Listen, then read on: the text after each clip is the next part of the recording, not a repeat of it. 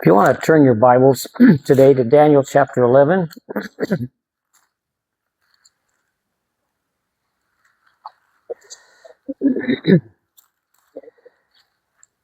We recognize that in the former chapter 10 of Daniel, we recognize that as we've seen the things going on, Daniel was praying. There didn't seem to be an answer to his prayer, and yet there was great, tremendous spiritual warfare that we don't even understand, really. We don't see it. It's kind of, we're blind to it, and yet the Lord is working a powerful work through angels, through things that are going on in the heavenlies. Even while we're standing right here this morning, we realize God is working powerfully in the heavenlies to bring about the fulfillment of His will, of His purposes, of those things that are so critical. And as Daniel was praying, there was a tremendous warfare going on between the demonic prince of Persia, and the good angels, Michael and others that were fighting a warfare up there. And Daniel was praying. And we don't realize sometimes how critical it is to pray, how important it is for us to pray. We don't realize that there's a warfare going on. And up there in the heavenlies, as we're praying, we're crying out for the Lord's will to be done. Daniel was crying out for the Lord's will to be done when those 50,000 that were released by Cyrus went back to their homeland. Things were not in good shape back in the homeland. There was a lot of persecution that came against them as they were trying to rebuild the city, the temple, all that, and things were coming against them. And Daniel was just praying, crying out for God's will to be accomplished over there in the homeland through the people, because recognizing the importance of the nation Israel, that was the nation through whom the Messiah was going to be coming. And they had a mission to fulfill that was supposed to be representing Christ to the world, who God was to the world. They had a tremendous thing. And so warfare was going on. And anytime anything good is coming to pass or happening in our lives as a Christian people, and the Word of God is going forth, the church is being built, you know that Satan is going to come against that whole focus. And I don't care whether it's in your marriage focuses, I don't care whether it's in your family focuses, your witness focuses, in the church focuses, whatever it is out there in society, our ability to be an influence, a light and salt in society. God has a plan for us, and He wants us to be dependent upon Him, praying, crying out for God to do a great work. And there's a warfare that's going on through the prayers of His people. And so we need to understand that. So anytime there's a productiveness going on, Satan is hard at work trying to pull things together. We need to be praying. We need to be depending upon the Lord for the issues that are so critical to fulfill the will of God. So all these things were happening. And so as we come to today's focus, we want to realize that this is prophecy. This is total prophecy that's being laid out as Daniel is being spoken to as to what is going to be coming to pass in the future. And it comes all the way down to the covering of today. It comes down from the time of Cyrus down to the time of Antiochus Epiphanes. But then next week it'll be the focus from there on to the Antichrist, to the focuses where we live today, the things that are happening today, all of that kind of focus. I'm glad the ladies are going to be gone tomorrow, so we can just talk about things that they might want to hear about. So we're grateful today that we have this passage. So turn over to Daniel 11, and we'll start with verse number 2. And so we're looking here at chapter 11. Now I tell you the truth, behold, let me go back to the first verse. Also in the first year of Darius the Mede, even I stood up to confirm and to strengthen him. And now I will tell you the truth. We realize that as Daniel was being spoken to by the things that were coming to pass, he was basically totally weak. It was overwhelming to him. He could hardly handle it. He had to continually be being strengthened. And I think as we realize the things that are coming to pass, sometimes if we didn't have the Word of God, we wouldn't know what was happening. Isn't that true? We wouldn't know what was happening. But with the Word of God, we know things are happening. We know that there is a focus that we need to stand strong on, and everything is not out of control. And we need to be crying out before God to show us the reality of His his total presence in the situations and in the control of what's going on. So now I will tell you the truth. Behold, 3 more kings will arise in Persia, and the fourth shall be far richer than them all. By his strength, through his riches, he shall stir up all against the realm of Greece. So what we are recognizing here, this first prophecy, there was 3 kings after Cyrus, Darius, but Cyrus, that 3 kings was Cambyses from 530 to 522 BC, and then there was Smerdis from 522 BC, and then there's Darius the first from 522 to 486. These kings followed Cyrus and Darius. They followed after them. And then there was a 4th king that was going to be far stronger, far more in position of control of situations and circumstances. And that was Xerxes the First, or Ahasuerus. Now, if you can remember Ahasuerus or Xerxes the First, that was the king that Esther was under. She became the queen. When Vashti, his former queen, kind of rebelled against his wishes, and so she was put out, and Esther was brought in. All the purposes of God being fulfilled. So where he would save the nation of Israel, because the nation of Israel, Haman, who Mordecai, the cousin of Esther, would not bow before Haman. Haman was the prime minister, basically, of Persia, and so he wouldn't bow to him, because that's not what you do as a person, as a Christian or a Jew at that day. The Jews in those days, they had one person they bowed to, and that was the Lord, and so he wouldn't bow. So Haman was angry, and he purposed to get rid of the nation of Israel, to destroy them, and so he made a decree. The king signed the decree. And again, as Mordecai came to Esther and says, perhaps you were born for such a time as this, to save a nation. And she went before the king after praying and fasting, knowing that her life was on the line. And the king listened to her and realized that Haman was the problem. He had pulled this thing off to trick and to try to destroy the nation, the Jewish nation that he hated. And he ended up being hung on the very gallows that he had prepared to hang Mordecai on. So God was in the control of all this stuff. Well, this is the Ahasuerus that became strong. He became powerful, more powerful than the rest of them. And so one of the things that he did, though, and that's what it says in verse 2, then a mighty king shall arise. And Mordecai, or Artaxerxes the First, or Ahasuerus, he went and invaded Greece. He went into the Greece and invaded Greece, and so that really made the next king that rose up was Alexander the Great, the king of Greece. He came up and he took revenge back upon what had taken place here under Xerxes the First. And so the retaliation took place. And so in verses 3 and 4, it says, the mighty king shall arise, shall rule with great dominion and according to his will. In fact, he could do whatever he wanted. He was so powerful, he was so fast, it said he was like lightning going across as he struck nation after nation after nation and brought them under his control. And then when he had risen, at verse 4, it says, his kingdom shall be broken up and divided toward the four winds of heaven, but not among his posterity. Nor according to his dominion with which he ruled. For his kingdom shall be uprooted even for others besides these. And so we realize that as he rose into great power, that he took vengeance back upon Xerxes, Ahasuerus, and he began to wipe out nation after nation after nation. He conquered the Persian nation, and so the Greek nation became the power of the world at that time.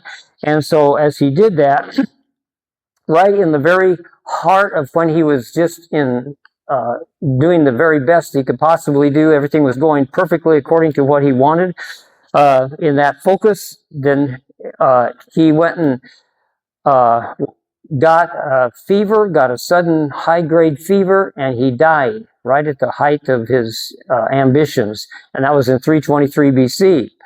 And so after his death, then his kingdom was divided. It was not given to his two young sons, but it was given to his four generals, divided up into four generals that he had, and so those generals was Greece and Macedonia.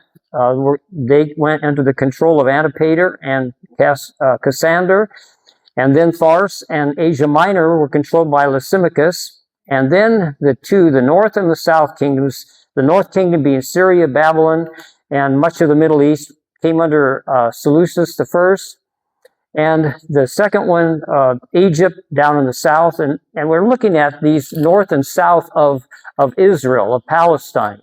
And these became the significant kingdoms that were focused upon because they were directly affecting Israel, the land of Palestine, but Israel, and so the north of Israel and the south of Israel. And so we see these two kingdoms under Seleucus in the north, and then under Ptolemy the first in Egypt and Palestine. And so we see that focus coming into pass there. So all these divisions being taken place. We realize that Ptolemy was a commander, a very capable commander under Alexander the Great. And so he came into that position of being in the control of Egypt. And then we realize that Seleucus was a high-ranking official of Alexander the Great also, but he was of lesser rank than Ptolemy. And then in 321 BC, Seleucus was appointed to be the ruler over Babylon. He was attacked by another officer of Alexander the Great, and that person was Antonigus. And he came against Seleucus, and Seleucus fled down to Ptolemy for his own protection. And when he fled down to Ptolemy, he was there for a period of time, and then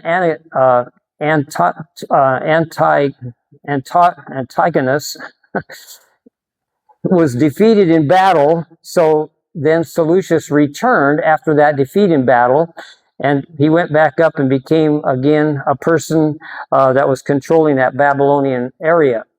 Well, then he was under basically the protection of Ptolemy. Well, then he became very powerful himself, and he went and wiped out a couple of other nations.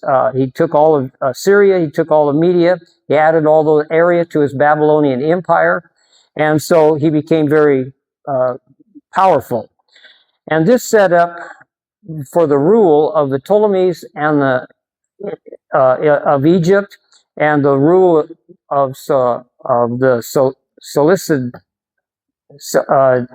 brother, I can't even pronounce it, in Syria. Anyway, and so they became the very two areas that were on both sides of Israel. And so the concern was, again, what was going to be taking place in Israel as these kingdoms would conquer and come back and do their thing back in Israel. And so these two dynasties, they formed an alliance between Ptolemy the second and Antiochus the second, and they made an agreement that the daughter of Ptolemy, Bernice, was going to marry the Syrian king Antiochus II. And so the two of them made that agreement, but that alliance didn't hold because it was not going to be lasting, because the former wife of Antiochus was very jealous. She wanted her son to be able to be the leading ruler over Syria, and so she formed a conspiracy and she killed Bernice and Antiochus, and because she wanted her son to be able to reign. So anyway, that was the end of that focus. So the brother of Bernice, we'll go back here to let me just go back to verse 5. It says, "The king of the south shall become strong," and that was the Ptolemies, "as well as one of his princes, and he shall gain power over him and have dominion. His dominion shall be a great dominion. And at the end of some years, then, they shall join forces." So these two forces, the Ptolemies and the Seleucids were going to be joining forces, and they joined the forces in a contract, and that contract was solidified by the marriage of the daughter of Bernice. But that didn't happen, or it didn't hold anything, because she was going to be killed, he was going to be killed, her husband was going to be killed. And so from the branch of her roots, one shall arise in his place, who shall come with an army, enter the fortress of the king of the north, and deal with them and prevail. And so what we find out taking place then is the very focus of retaliation from the brother of Bernice. And he came and he retaliated, and he was very successful in his retaliation. But in that position of success, he actually was only successful for a period of time, and he did avenge the death of his sister, and he defeated the Syrians in battle, and he plundered the wealth of the nation, and he seized their idols, their gods, all of that. He seized them, but after executing the vengeance, he was pursued for a period of time a policy of peace and with Syria, and then eventually the Syrian ruler Seleucus II invaded Egypt, but Ptolemy III actually defeated him in 240 BC. So then we have the sons of Seleucus, Seleucus II, who succeeded him, Seleucus II or the third, and the sons were Seleucus III and Antiochus III. So we have the introduction of the Antiochus here. Both would continue in the conquest, and they would mobilize a mighty army, and they'd stir up the war and overwhelm the attackers, and they actually took Phoenicia, Palestine, and some of Egypt in their fortress cities. And so they would also come to the place to where, in rage, Ptolemy the Fourth actually came in rage against the Syrians, and so he came in rage and his pride, and he came through and he went and wiped a bunch of them out and slaughtered a bunch of them. And his victory, he was really overcome with the focus of what he had done, thought that he had really been a great thing. And anyway, but his victory was very short-lived. And so we see that the Ptolemies of Egypt then actually lost their placement as far as being the superior power. The Ptolemies were a superior power for quite a period of time, but then the power went over to the Seleucids of Syria.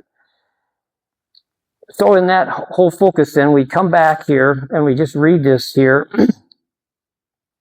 So the king of the north, Seleucus II, would come to the kingdom of the king of the south, but should return to his own land and in defeat. However, his sons shall stir up strife, and those are the two sons of Seleucus III and Antiochus III. They're going to stir up strife and assemble a multitude and of great forces, and one shall certainly come and overwhelm and pass through. Then he shall return to his fortress and stir up strife. And so they came through, and they conquered some of the major cities. And but the king of the south shall be moved with rage, and he would go out. And this is Ptolemy the Fourth. He actually was moved with tremendous rage. He went out and he fought with the king of the north, and tried to. And the king of the north mustered a great multitude, but the multitude should be given into the hand of the enemy. And then it says that so Ptolemy the Fourth defeats Antiochus III, but he becomes very proud. His heart's lifted up, and he cast down and he killed tens of thousands of people, but he would not prevail. So we see, again, warfare going on, back and forth, things are going on between these two nations.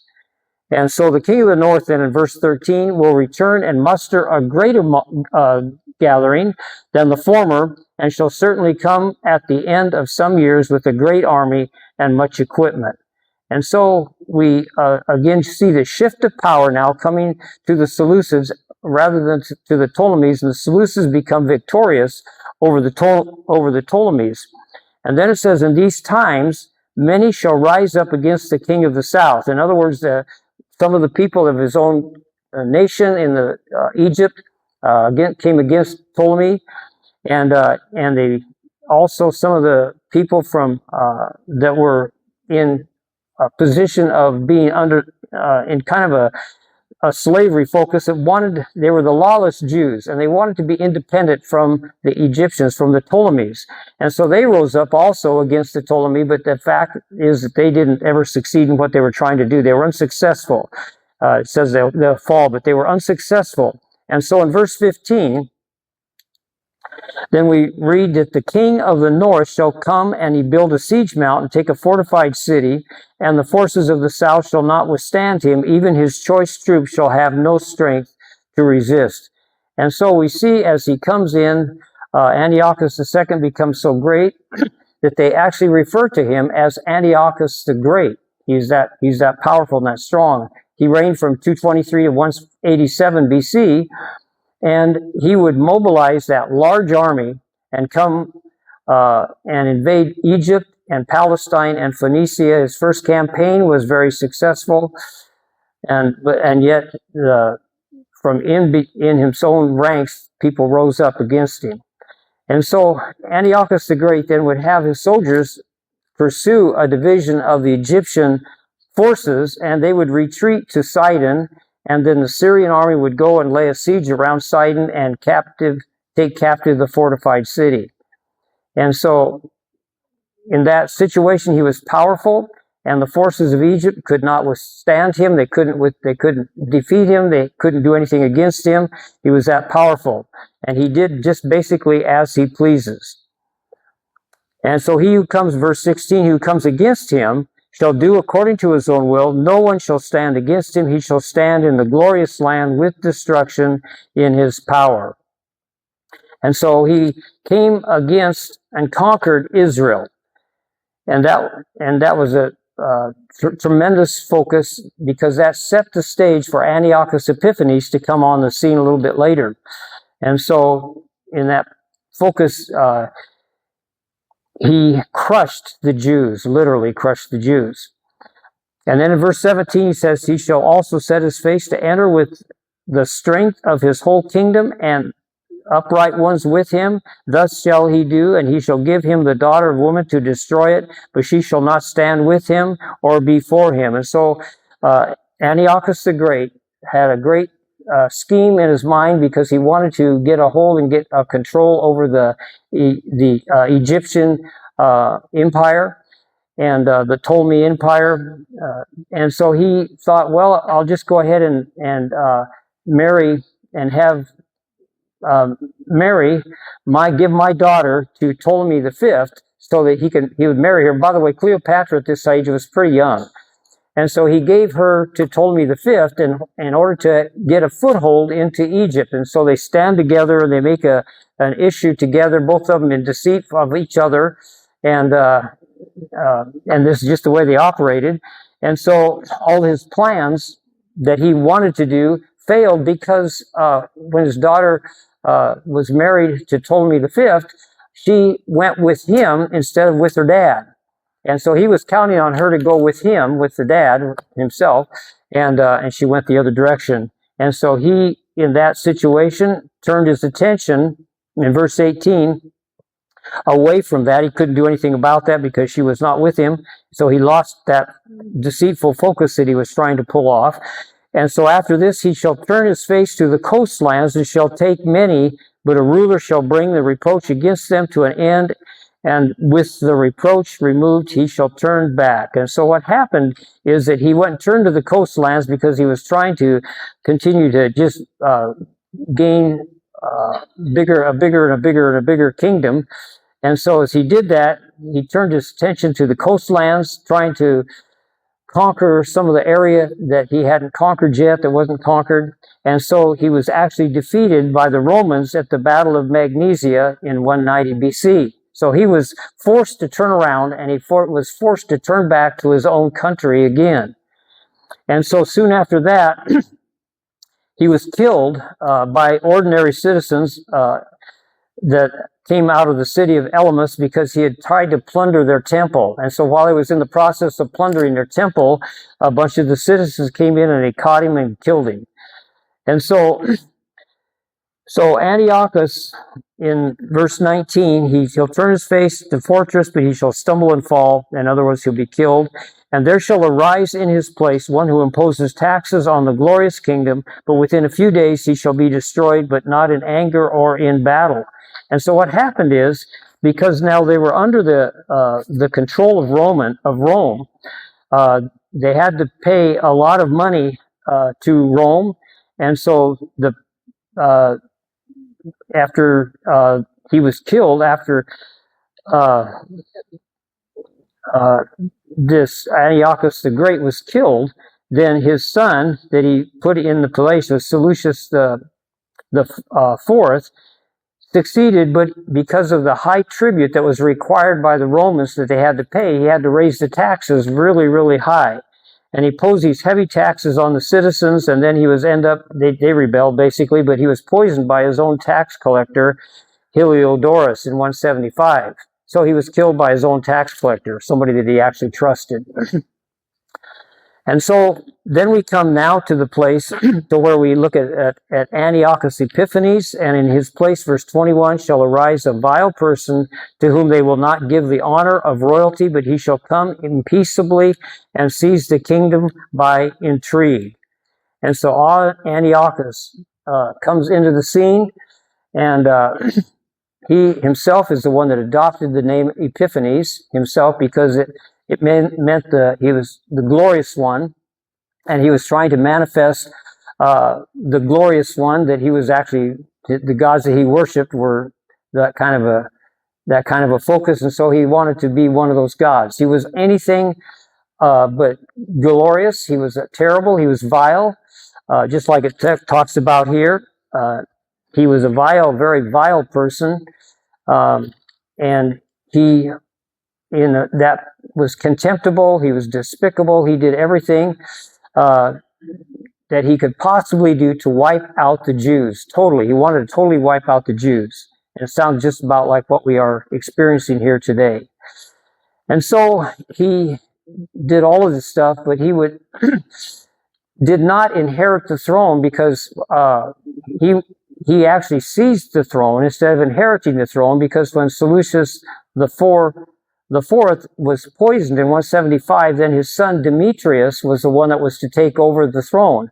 And so, but he was being held hostage in Rome. They took him hostage in Rome. He was being held hostage in Rome. And so in the interim, then Antiochus was laid out to be the one to take over the kingdom for a period of time. But he was Antiochus was the uncle of Demetrius, and so through intrigue, he went and schemed to solidify the throne to himself, as Demetrius was in prison over in Rome.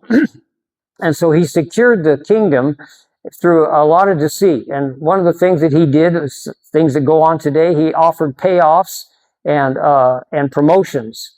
And so he offered that to lots of people, and they, of course, he became favorable to them. And then a little later, he was able to establish his power by a victory over Egypt, because Egypt came against him and invaded Syria in an attempt to regain the territories of Palestine and Phoenicia. They wanted to get back their territories that they had lost.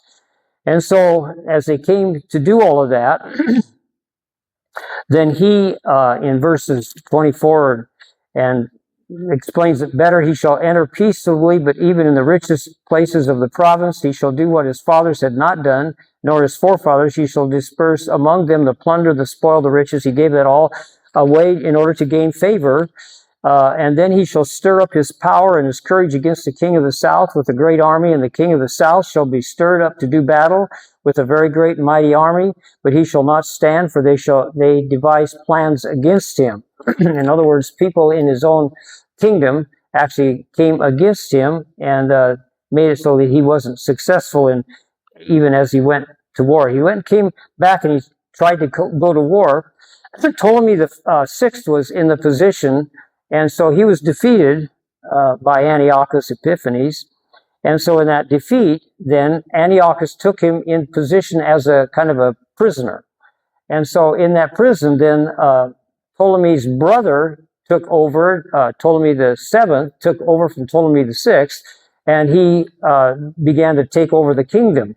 And so Ptolemy the sixth made an alliance with Antiochus Epiphanes that if he would release him, and they would kind of collate together, come together, then they would be able to defeat his brother, and he would be able to go back to his kingdom back in Egypt. And then also, of course, Antiochus Epiphanes wanted that to take place because then he had a foothold into Egypt where he could actually take over the control of Egypt. So they were totally in deceit for one another and what they were trying to do, but they both had their focuses to make their own gain. And so it was a mess. So anyway, they went ahead and did what they did. And Antiochus Epiphanes, in verses 28, both of these kings, verse 27, were bent on evil. They both wanted their own thing to happen, but it shall not prosper, for the end will still be at the appointed time. And so while returning to his land with great riches, his heart had been moved against the holy covenant, so he shall do damage and return to his own land.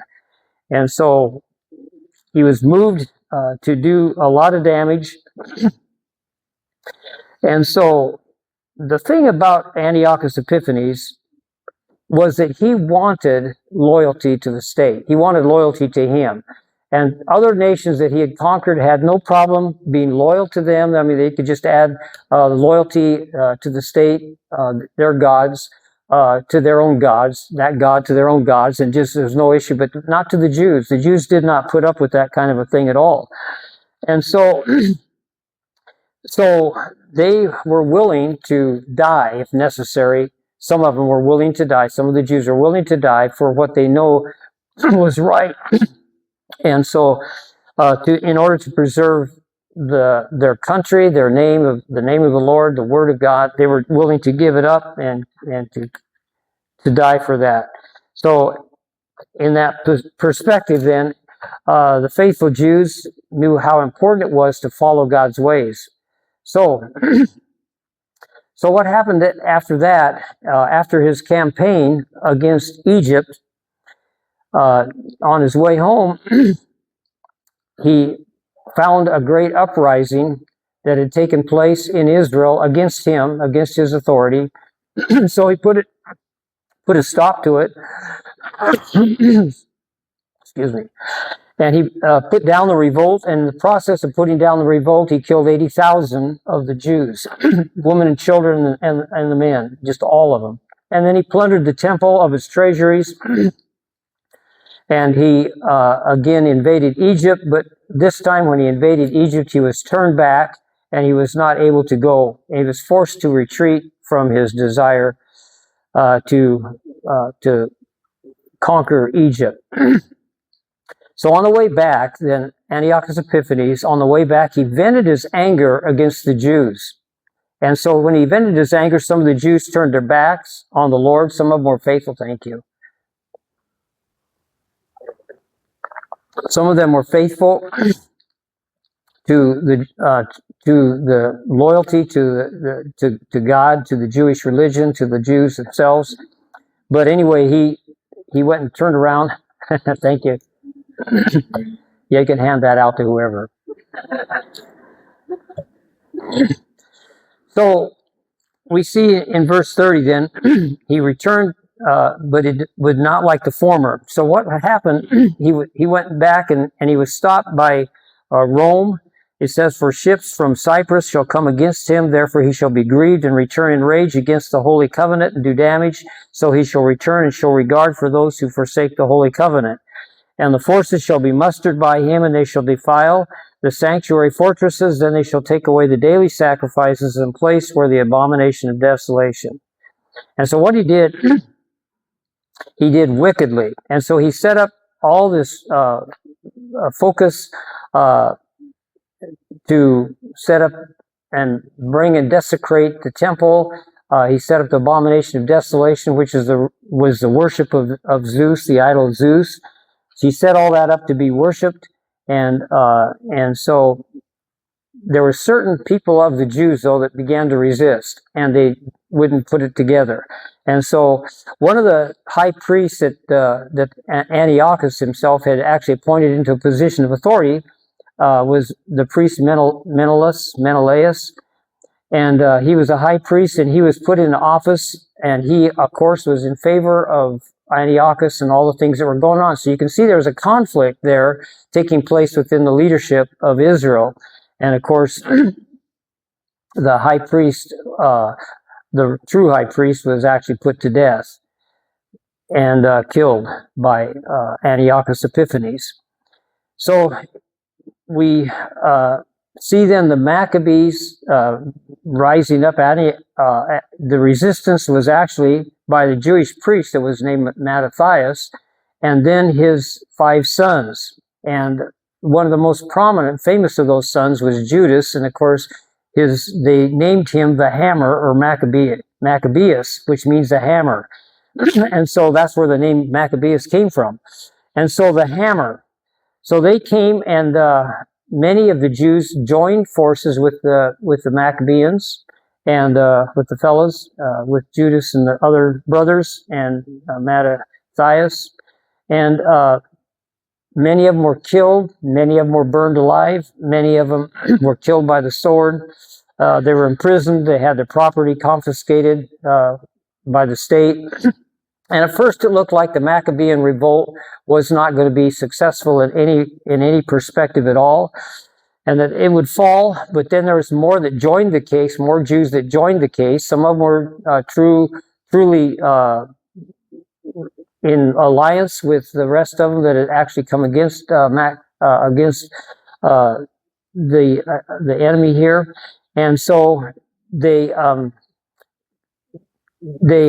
went ahead and formed a greater and a greater amount of people came, and they had little skirmishes and little battles, and they began to win these battles and defeat the Syrians in a lot of small battles, not big battles, but they came against overwhelming odds, and they did this. And so more of the Jews continued to join the troops as they won more of the battles, and so the whole persecution by Antiochus Epiphanes would be absolutely overcome for the period of time, for quite a period of time. And so the neat thing was, back here in verse 32, those who do wickedly against the covenant, he shall corrupt with flattery. That's what Antiochus did. But the people who know their God shall be strong and carry out great exploits. So the people, the true believers, the ones that were committed to the Jewish nation and to the ways of God, they were the ones that were strong, and they did great exploits, and God actually intervened for them, and they were able to overcome the Syrians. And it says, and those of the people who understand shall instruct many, yet for many days they shall fall by the sword and by famine and by captivity and plundering, which they did. There was lots of them, thousands of them that actually fell. But now when they fall, they shall be aided with a little help, but many shall join with them by intrigue, and some of those of understanding or the committed shall be killed. And the process of that, it was going to refine them, it's going to purify them, it's going to make them white until the time of the end, because it is still for the appointed time. And so we see that all the things that were taking place was actually a purifying process that was taking place in the nation of Israel amongst the people, and we see that same thing going to be happening today, actually, as we see that happening. So what can we learn from this? Because what we realize now, we're going to go into a gap, and next Sunday we'll be trying to fill in the gap of where we are today in this whole focus of the Antichrist, in the process of focusing in on coming into the picture, which was a representation of Antiochus Epiphanes. And so we see a period of time from this time all the way up to the time of where we are today, which would be called the time of the Gentiles. It's not recorded in here, but this is prophetic. This is all prophecy that was given again through Daniel to be given to the people so that they would understand what was going to happen before it ever happened. Now, when we look at this, and I wish I could have a better focus of memory of all this stuff, but I don't. But anyway, as we look at this, and that's why you got notes that you can read through and get some help. But what we look at this is the exactness of what took place, the exactness of the prophecy. This is what the important thing is, that we would recognize how great our God is, that we would recognize that God is in the control. Here God is telling Daniel all of these things are going to happen in a very detailed manner as to what exactly is going to be taking place in the future. And it actually goes all the way down to the end time. But so far, it goes all the way down to Antiochus Epiphanes. And so when we look at that, we have to recognize our God is a great God. Our God is the only God. Our God is the all-powerful God. He is the preeminent one. He is the only one. And he is in the control of the circumstances, of the issues of our lives, of our everyday things and activities that take place. He is in the control position. And just like these people that were true to the Jewish focus, to the religion of the Jews, to God, they were strong. The people that are strong and know their God shall carry out great exploits. And what we need to realize is, even today, as we are looking at what is taking place, guess who's in control? It's not a question of who's in control. God is in control. We need to understand that God is in control, and he has laid out for us, as we'll look next week, he has laid out for us very specific things that we can look at and know that it is going to come to pass. Did it come to pass, all this here? This is all history now that we just read. It's all history. It wasn't history when it was given. This was all prophetic, but it came to pass exactly in detail as it was laid out. This is an amazing thing. So as we're looking now to where we are today, we're looking at the God that was always right, and he's not a man that he should lie, not a son, he's not the son of man that he should repent. Has he not said, and shall he not do it? Has he not spoken, and shall he not make it good? So here we are. We recognize that as we come into next week, we need to understand that the very things that are prophesied in the Bible are the things that are absolutely going to come to pass, no matter what we see taking place today. It's going to come to pass exactly as he said it's going to come to pass. And so we need to be people that rejoice together, because God is God. God is all-powerful. God is the only God, and he is sovereign. And so when we begin to recognize that, we have an ability to say today, whatever you want, Lord, is what I need to do. And what does he tell us to do? He says, go make disciples. He says, pray. Pray, because there's warfare going on in the heavenlies. And he says, if we would come to that place to where we are sincere before God, we ask, we seek, we knock. And that is a continual present tense. Ask, keep asking. Seek, keep seeking. Knock, keep knocking. Believe the word of God. Believe the promises of God. And God says, I am going to fulfill my will, my purposes, but I've also laid many of those things out for you to understand that I am in control. And as you see these things coming to pass, you will be able to rejoice and not get upset because things aren't happening the way we thought they ought to.